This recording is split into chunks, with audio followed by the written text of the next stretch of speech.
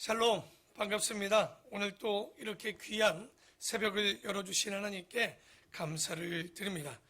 오늘은 우리가 이제 다니엘을 마치고 에스겔을 보려고 합니다. 그 에스겔 중 오늘 에스겔에 대한 서론을 오늘 보고요. 또 이번 주와 다음 주까지 에스겔에 대해서 함께 말씀을 나눠보고자 합니다. 에스겔서는 우리가 너무나도 잘 알듯이 교회에서 거의 설교되지 아니하고요. 그저 우리가 설교된다 하면 마른 뼈의 환상 정도, 그것도 제대로 좀 이야기되기보다는 좀 우리가 받고자 하는 내용들로만 받았지, 진짜 에스겔서에서 주고자 하는 이야기들은 제대로 강해가 된다거나 또 소개가 되는 일들은 극히 적었던 것을 너무나도 잘 알게 됩니다. 그래서 우리가 계속 구약의 예언서를 보면서 느끼는 건 뭐냐면, 정말 구약이 설교되어지지 않고 거의 보고 있지 않다는 것. 그렇다면 구약도 이렇게 보지 않는다는 얘기는 어떤 얘기겠습니까? 신약도 거의 제대로 보지 못하고 있다는 거죠. 그런데도 불구하고 놀라운 건 지금까지 예수 그리스도 이후에 2000년 동안 교회가 이렇게 서 있다는 것 자체가 기적이지 않을까. 왜? 하나님의 말씀을 제대로 알지 못하는데도 우리가 이렇게까지 교회가 서 있는 것은 참 하나님의 은혜가 아니면 어렵다. 하지만 언제까지 하나님의 은혜 타령을 할 수는 없습니다. 우리가 이제 빨리 성경 66권을 여러분이 해야 되는 일들이 있습니다. 빨리 요약하고 정리하십시오. 우리가 지금 주변에도 보면 여러분, 많은 이단들은요 수없이 공부합니다. 제대로 된 진리도 아닌데도 불구하고 그렇게 열심히건만 우리는 그저 받은 은혜로만, 아니면 성경에서 주는 복만 있으면 된다는 식의 삶을 살아가고 있지 않는가. 그런데 그렇게 해서는 절대 신앙이 성장하거나 혹은 성숙되어지기가 어렵습니다. 목사인 저도 매일마다 한 권 한 권의 책을 볼 때마다 요약하고 다시 한번 기억하고 다시 한번 기억하지 못하는 것들은 더 공부하면서 보는데, 그래야지만 하나님의 심령을 알고 하나님의 마음을 알 수 있지 않겠습니까? 그래서 여러분, 이 새벽에 듣는 것을 기뻐하지 마시고 이제는 이런 모든 성경 한 권 한 권들을 빨리 66권을 더하거나 빼지 말고 읽어가면서 한 권 한 권씩을 짧게라도 정리해보는 우리 귀한 성도들이 되고요.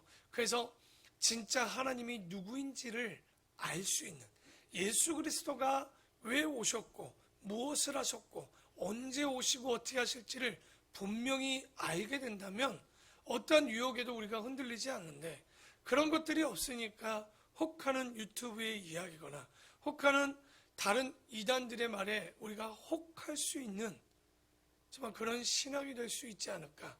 그래서 조금 단단해지는 우리가 되기를 바랍니다. 자, 오늘 에스겔서는요, 어떻게 보면 예언서 중에 누구와 같은 시대를 같이 이야기되고 있냐면요, 아마도 다니엘 선지자와 함께 우리가 있지 않은가. 그래서 원래는 예레미야 그리고 다니엘, 에스겔 같은 시대입니다. 그렇게야 몇 년 안에, 몇십 년 안에 같이 하는 이 선지자지만 겹쳐져 있죠. 하지만 성경은 이게 어쩔 수 없이 동시에 다룰 수 없기 때문에 예레미야를 먼저 보고 우리가 다니엘을 보고, 그리고 2차 포로로 끌려갔던 에스겔을 우리가 이렇게 보게 되는데요. 특별히 에스겔의 특징이 좀 있습니다. 에스겔을 쭉 읽다 보면 첫 번째는 제1인칭 서술형으로 서술의 주체를 가지고 뭐라고 에스겔이 맨날 얘기합니까? 여호와의 말씀이 내게 임하여 가라사대, 혹은 말씀이 임하여 라는 표현을 쓰면서 이런 표현을 쓰는데, 그 안에 쉬운 2번이나 이런 말들을, 예언자적 사명을 가지고 본인이 어떻게 이 말씀을 여호와께 듣고 전했는지에 대해서 기록되어져 있습니다. 그리고 에스겔이 기록되어질 때 하나님의 심정은 어떻겠느냐? 하나님의 진노와 그 경노하심이 극에 달했을 때 기록된 책이 에스겔서입니다. 그렇기 때문에 구약 성경 중 가장 무거운 책을 골라봐라. 그러면 어떤 책일까요? 예레미야도 무겁습니다. 하지만 이 에스겔은요, 혹시 기억나십니까? 에스겔을 통해서 예루살렘까지 가서 하나님께서 에스겔을 통해서 보게 했던 게 뭐예요? 성전을 떠나시는 하나님. 여러분, 모세와 언약을 통해서 성막을 짓고 그 안에 함께 하시겠다는 하나님께서 정말 이제 거의 960년이 되어서 어떻게 하십니까?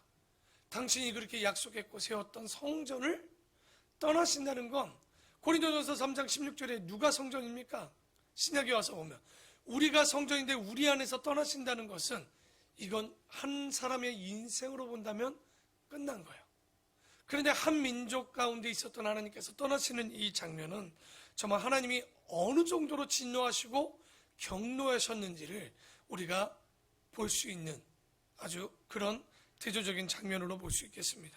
그리고 에스겔서에는요 93번에 93번의 인자라는 단어를 사용합니다. 그러니까 우리는 신약에서 인자 그러면 정말 맑은 대로 인자한 예수님을 기억하겠지만 이 에스겔서에서의 인자야라는 것은 우리말로 풀면 어떻게 될까요? 한문을 사람의 자식아, 이 자식아. 여러분 우리 얘기할 때 많이 하죠. 이 사람의 자식아.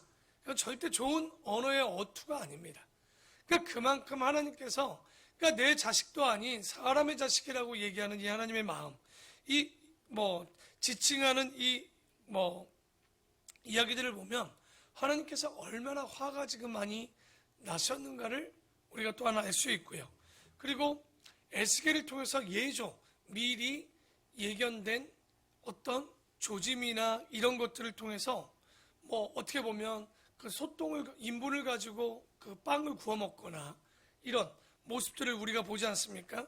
그래서 에스겔 자신이 먼저 이 하나님의 징계를 미리 경험하고 그들에게 이야기하고 보여주는 아주 특이한 설교자로서는 굉장히 힘들겠죠. 본인이 겪어보고 다 이런 일들을 해야 되기 때문에. 그리고 이게 출애굽하고 비슷한 것들이 하나 있습니다. 뭐냐? 하나님의 자기 계시가 나옵니다. 그러니까 하나님께서 얼마나 그 백성들에게 자기를 알게 하려고 하는지 몇 번이나 그게 나오냐? 78번이나 반복하고 있습니다. 내가 너희의 하나님인 줄을 너희가 알게 하리라는 이 말씀이 78번 놀라운 거 아닙니까? 왜냐하면 출애굽기에서는요 우리가 잘 알듯이 10가지 재앙을 통해서 하나님이 누구인지를 자기 계시를 합니다. 이방 민족을 위해서는 그들에게 10번 정도만 보여줘도 됐는데 하나님의 백성이라는 이스라엘 백성에게는 몇 번이나 지금 이야기하고 있습니까? 78번이나 이야기하고 있다는 것은 포로된 그 이스라엘 백성들이 얼마나 하나님을 제대로 알지 못하고 알려고도 하지 않았는지 얼마나 또한 답답했는지 하나님께서 이스라엘 백성들에게 자기가 하나님 여호와인 줄을 알리려는 자기 계시를 이렇게 많이 이야기했던 거죠. 그리고 에스겔서 37장에 보면 마른 뼈 환상을 통해서 그래도 이스라엘이 뭐 할 것에 대한 이야기를 해주고 있냐? 회복될 것에 대한 이야기들을 보여주고 있습니다. 그리고 7번째 보면 이루어지지는 않았습니다. 하지만 새 성전의 설교들을 보여주고 있는 장면이 에스겔 40장에서 48장의 이야기까지 되어 있습니다. 이게 에스겔서의 특징이고요. 그러면 에스겔에게 임했던 하나님의 말씀은 뭐였냐? 일단 우리가 한번 여호와의 말씀을 한번 살펴볼 때 에스겔이 언제 끌려갑니까? 1차, 2차, 그리고 패망 이후 3차가 있는데 에스겔은 몇 차 때 끌려갑니까? 잘 알듯이 주전 BC 606년에는 다니엘이 제일 먼저 끌려가죠. 그리고 BC 597년에 누가 제2차 포로로 에스겔과 어떤 왕 때 끌려갑니까? 여호야긴. 아마 여호야긴이 3개월밖에 왕권에 있지 못하고 우리가 그 끌려가는 것들을 바라보게 되는데요. 그래서 여호야긴 왕은 참 슬프죠. 어떻게 보면 끌려가서 3개월 만에 이 바벨론으로 끌려가서 몇 년 뒤에 풀리느냐? 바로 37년. 그러니까 신바벨로니아에 어떻게 보면 그 에윌 모로닥이라는 그 왕 때쯤 돼서야 바벨론 노년에 풀려가지고요. 그때서야 일정한 예우를 받고 좀 살았지. 참 어렵게 힘들게 갔는데, 이때 이제 우리가 여호야긴이 끌려갔을 때 에스겔의 나이는 몇 살이었냐? BC 597년에 25살이었습니다. 이때 끌려가죠. 그러면 에스겔은 그의 직분이 어떤 사람이었냐? 원래는 제사장 가문의 출신이었습니다. 원래는 제사장을 해야 돼요. 그러나 성전이 회파되고 끌려갔으니 제사장을 못하니 지금 뭐를 하고 있습니까? 선지자의 역할을 하게 됩니다. 그리고 에스겔이 그러면 그 부름을 받고 난 이후에 알고 보면 포로로 끌려간 게 597년이고요. 하나님의 음성을 듣고 부름을 받은 건 우리 한번 볼까요? 에스겔 1장 1절을 봅시다. 한번. 30째 넷째 날 초 닷새 내가 그발 강가에 사로잡힌 자 중에서 있을 때 하늘이 열리며 하나님의 모습이 내게 보이니 여호야긴 왕이 사로잡힌 지 5년 그달 초닷새라. 4월 5일이다. 그러니까 여호야긴이 597년에 끌려갔잖아요. 그리고 나서 지금 몇 년이 지났다는 거예요. 5년이 지난. 다시 말해서 우리가 30살이라고 얘기하는 이유는 25이고 지금 보면 그렇죠. 30째라고 얘기했던 것이 아마도 에스겔의 나이로 보이는 거예요. 성경은 참 희한하죠. 대부분의 하나님의 사람을 쓸 때 나이가 대부분 몇 살입니까? 30살이 참 많아요. 예레미야도 에스겔도 스가랴도 더더욱이 예수님도 몇 살에 공생일을 시작하십니까? 30살에 공생일을 시작하셨단 말이죠. 그래서 에스겔이 소명받은 건 2차 포로로 끌려가고 난 이후 5년 뒤에, 정확히 얘기하면 BC 592년 4월 5일에 그 하나님의 부르심을 받게 되는 거죠. 그래서 이 에스겔이 그 부르심을 받고 난 이후에 이 말씀을 누구에게 전하는 거예요? 누가 누구에게라고 그러죠? 이 에스겔서가 쓰여진 이 대상이 누굽니까? 이걸 읽히게 하긴 제1차 그 대상은 바로 포로로 끌려간 이스라엘 백성들인 거죠. 그리고 두 번째는 뭡니까? 두 번째는 바로 우리같이 믿고 믿는 오고 오는 세대들에게 이 말씀을 읽혀서 하나님의 심정을 좀 보여주는 거죠. 그러니까 하나님이 항상 사랑의 하나님으로만 보이는 게 아니에요. 이렇게 진노하시고 아파하시고 힘들어하시는 모습도 우리가 이 심정, 에스겔을 통해서 하나님의 심정을 좀 알 수 있게 됩니다.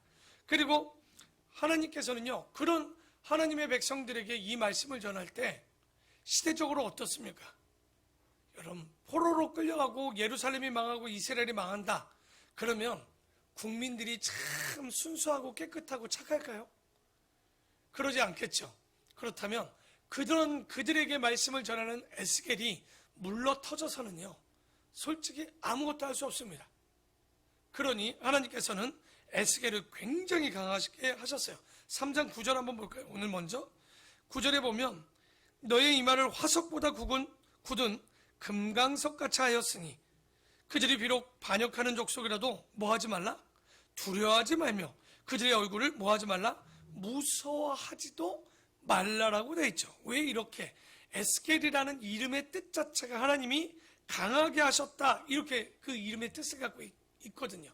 왜? 오늘 9절의 말씀처럼 보면 이 이스라엘 백성들이 얼마나 악독하고 악했는지 하나님께서 그들에게 이 말씀을 전할 때는요, 이 말 한마디 하고 심장이 쫄깃쫄깃하면 되겠습니까? 안 되죠. 그러니까 그의 얼굴을 화강석, 다른 말로 우리는 뭐라고 합니까? 다이아몬드예요. 머리와 얼굴이 다이아몬드로 되어 있으니 웬간해갖고 깨지지를 않죠. 누가 뭐라고 그래도 이 사람은 뭐하네요? 상처받지도 않는 거예요. 그러니까 웬만한 말 해가지고 스트레스도 받지 않습니다. 왜? 스트레스 받고 어떻게 이 사역을 하겠습니까? 굉장히 하나님께서 에스겔을 담대하게 하셨다는 거예요. 그러니까 우리도 복음을 전할 때 여러분 두려워하지 마시고 그냥 전하십시오. 안 받으면 말죠 뭐. 이 좋은 것, 하나님의 가치 있는 최고의 가치를 전하는데도 안 받는다면 그건 그 사람들의 복인 거예요. 그러니 우리는 전할 자의 그 사명을 잊지 마시고 에스겔처럼 단단히 전해야 되겠고, 17절에 보면 3장입니다. 인자야, 내가 너를 이스라엘 족속에 파수꾼으로 세웠으니 너는 내 입의 말을 듣고 나를 대신하여 그들을 깨우치라. 그러니까 여기 보니까 에스겔을 뭐로 부르셨다는 거예요? 민족의 파수꾼으로 부름을 했다. 언제까지? 이게 보니까 BC 592년 포로로 끌려가고 5년 뒤였죠. 592년부터 570년까지 22년간 에스겔은 사역을 합니다. 결코 짧지 않죠. 22년이면 그 22년간 동안 활동을 했고요. 아까도 얘기했지만 에스겔의 특징은 예죠. 우리 예언서 할 때 예가 무슨 예자일까요? 뭐 예언할 때 이런 거 아닙니다. 미리 예자입니다. 그 미리 예자, 미리 나타나는 그러니까 미리 뭐 보여주는 것도 있지만 준비할 예자도 쓰죠. 이 예언서 자체에 보면. 그래서 어쨌든 이 나타날 조짐에 대한 이야기들을 가지고 아까도 얘기했지만 그가 먼저 경험한 이후에 이스라엘 백성들에게 설교하는, 알고 보면 본인 자신이 뭐가 되어주는 거예요? 시청각 자료가 되어서 말보다는 삶으로 그들에게 보여주는. 에스겔 설교할 때 꽤 피곤했겠죠. 그리고 에스겔은요, 특별한 경험과 함께 소명을 좀 받았던 것을 우리가 보게 될 것이고요. 그리고 에스겔서를 통해서 신비하고 장엄하고 두려운 하나님을 우리는 경험하게 됩니다. 그리고 마지막으로 에스겔 선지자는요, 하나님의 진노하심을 우리에게 보여주고 계신다는 거. 그러니까 우리가 에스겔서를 쭉 이제 다 살펴볼 텐데 그 안의 것들을 볼 때마다 놀라운 내용들이 있죠. 그래서 에스겔을 보면서 우리가 꼭 하나 짚고 넘어가야 될 게 있습니다. 왜 하나님이 진노하셨을까? 그러니까 뭐 그냥 하나님이 할 일이 없어서 진노하셨겠습니까? 그것은 아니겠죠. 그것은 이유가 뭐냐? 포로로 끌려간 사람들이 오해가 있었다는 거예요. 그러니까 오늘 여기까지만 이야기하고 마무리를 할 텐데요.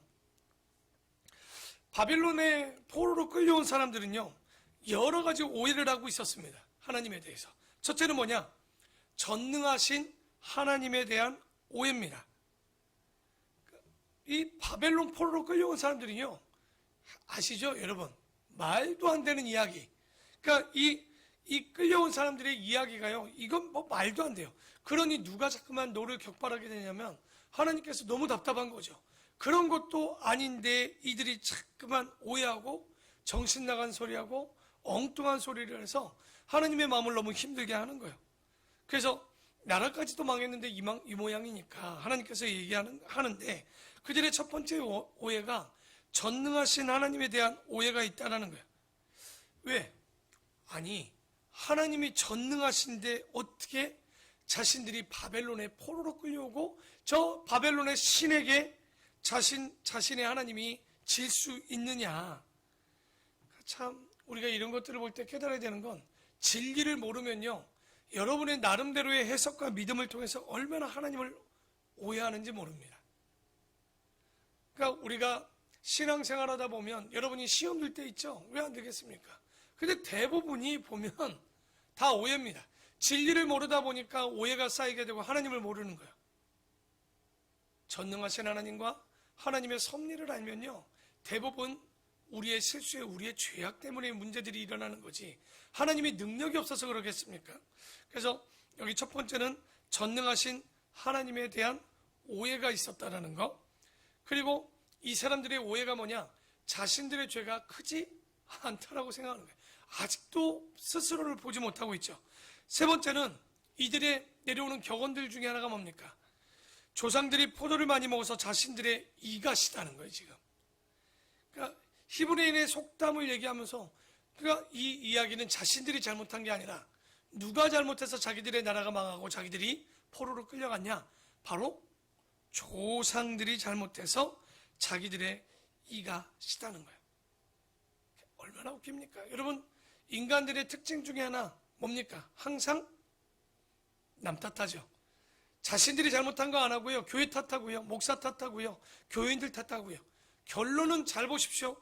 정말 그것이 일방적으로 교회 탓인지 성도 탓인지 누구 탓인지 대부분 자기도 그것에 기인하고 있는 거예요. 근데 사람은요, 그러고 싶지 않아요. 내가 편하려면 남 탓을 해야 편하거든요. 그래서 우리가 모일 때마다 어떤 교회의 걱정도 좋지만 오히려 기도가 필요한 것이고, 누구를 걱정한다라고 얘기를 나눌 것이 아니라 오히려 그런 자리에 함께 말씀을 나누고 기도하는 게 맞는 거예요. 안 그러면 자꾸만 누구 탓을 하죠. 그래야 내 신앙이 연약한 것도 덮어질 수 있고 내가 부족한 것도 덮어질 수 있기 때문에 남 탓을 하는 거야. 그래서 여기도 마찬가지로 조상 탓을 해야 자기들이 편했겠죠. 그리고 자신들이 포로로 끌려갔는데 하나도 낙이 없는 거예요.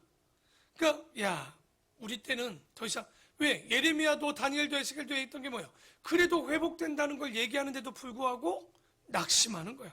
희망이 없다는 거예요. 여러분, 희망이 없다는 얘기는 간단합니다. 하나님의 뜻과 마음이 그 안에 없는 거예요. 그러니까 계속적으로 이렇게 하나님 앞에 역정을 내는 거죠. 자기들은 이제 더 이상 희망이 없다. 돌아갈 힘도 없고 나라도 없고 아무것도 없다라고. 그러니 하나님께서 계속 진노할 수밖에 없으시는 거. 그리고 마지막으로 뭐냐? 하나님이 공평하지 않으시다라는 거예요. 왜 공평하지 않냐면 자기들이 창세 이후로 아브라함 이후로 계속 하나님을 섬겨왔는데 아니 우상 정도 조금 사귀었다라고 이렇게 우리보다 악한 바벨론을 통해서 자신들이 나라가 이렇게 망할 수 있느냐? 그렇기 때문에 누가 공평치 않다는 거예요. 하나님이 공평하지 않다는 거예요. 그러니까 참 이스라엘 백성들을 보면 뚫린 게 입이라고 말 같지도 않은 소리를 함부로 해야 되니까 하나님이 진노할 수밖에 없는 거예요. 그러니까 에스겔을 우리가 보면서 깨달아야 되는 건 뭐냐면 진리가 없으면 하나님이 없으면 그 인생 자체가 하나님을 진노하게 할 수 있구나라는 것을 우리가 깨닫게 되지 않는가. 그리고 절대 에스겔은 가벼운 책이 아닙니다. 혼자 보기도 쉽지 않은 책입니다. 굉장히 어려운 책인 거예요. 그래서 이번 이 새벽에 에스겔을 통해서 우리가 진리를 좀 더 가까이 알고 서두에 얘기했던 것처럼 구약도 모르는데 신약을 제대로 보겠습니까? 우리가 하나님을 모르는데 예수 그리스도를 어떻게 온전히 알겠습니까? 그래서 이번 시간들을 통해서 오해가 되지 않도록, 오해하면 정말 잘못된 편견을 갖게 되고 이 편견은요 잘못된 길을 가게 됩니다. 그게 하나님일지라도 마찬가지인 거예요. 그래서 우리가 이번 시간을 통해서 하나님의 진리가 우리 안에 있고 누가 주는, 목사가 주는 것도 한계가 있습니다. 여러분 스스로 공부하고 모르는 걸 목사에게 묻고 성경을 통해서 배우고 그리고 또 묻고, 이것이 진짜 여러분인데 그저 바울이 얘기했던 것처럼 젖먹이 시장처럼 매일마다 젖병을 언제까지 빠시겠습니까? 그게 아니라 이제는 목사님이 없어도 혹은 누가 가르치는 자가 없어도 내가 가르치는 자가 될 수 있을 만큼 성경 한 권 한 권을 잘 보시면서 하나님의 마음의 뜻과 마음이 어디까지 가는지 우리는 이번에 에스겔을 통해서 그런 마음을 가지시고요. 오해가 아닌 진리를 받고 그 진리를 통해서 진정 성령의 열매를 맺을 수 있는 아름답고 복된 우리 모든 성도들이 되기를 축원합니다. 기도하겠습니다.